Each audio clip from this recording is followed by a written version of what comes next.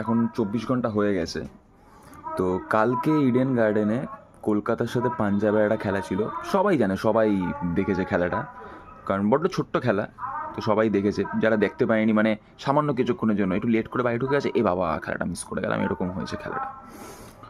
তো সবাই বলছে যে আজিনকে রাহানে জানে বৃষ্টি হবে, তাও কেন ব্যাট নিল, বল কেন নিল না ইডেনের মতো মাঠে?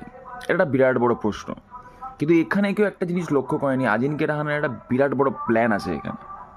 প্ল্যানটা কি?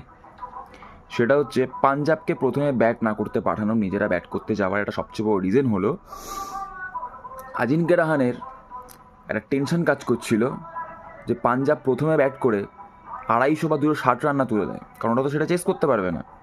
অ্যাটলিস্ট নিজেরা আগে ব্যাট করে 60-65 রান করি, তারপরে গিয়ে ম্যাচটা হারি, তো একটা সম্মানজনক ব্যাপার থাকবে। ঠিক আছে, কিন্তু একটা কমন সেন্স নিয়ে ওই ম্যাচটা ওটা 10 ওভারে শেষ করে দিতে পারতো। কারণ কলকাতার যা বোলিং লাইন আপ, আর বলার নেই।